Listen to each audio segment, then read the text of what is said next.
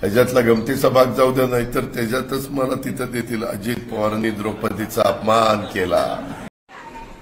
लोकसभा निवडणुकीच्या या सगळ्या रणधुमाळीमध्ये राज्यात कुठेच निवडणुका चालू नाहीयेत आणि जणू फक्त बारामतीतच निवडणुका चालू आहेत अशा पद्धतीचं जणू काही चित्र समोर उभं केलं जातंय.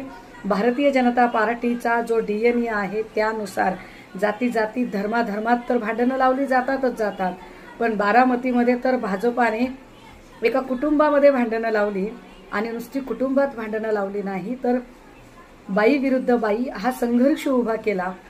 हा संघर्ष उभा करताना भाजपच्या मेहरबानीने जे महिला आयोगाचं अध्यक्षपद टिकलेल्या महिला होत्या त्यांनी लेकीने माहेरी लुडबुड करू नये अशा पद्धतीची मुक्ताफळं उधळली.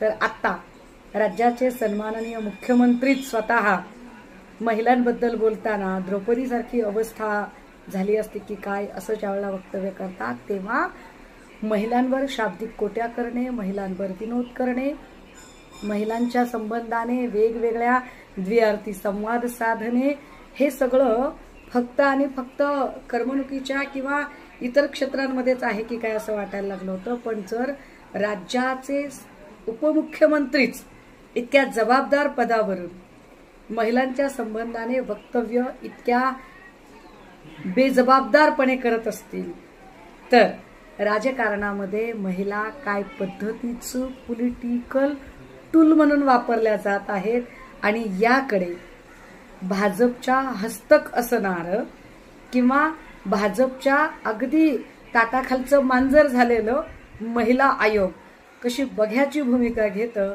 हे सगळंच चित्र अत्यंत दुर्दैवी आहे.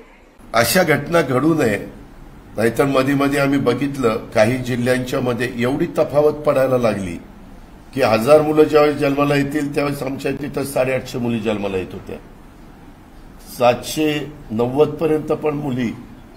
म्हणलं अरे पुढं तर सगळं ते अवघडच होणार आहे, पुढं काही द्रौपदीचा विचार करावा लागेल का काय असा प्रसंग त्यावेळेस कधी येईल.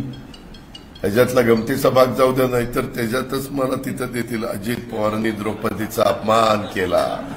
अपमान नाही, मला कुणाचाही अपमान करायचा नाही, पण एक गंमत म्हणून मी त्याचा उल्लेख केला.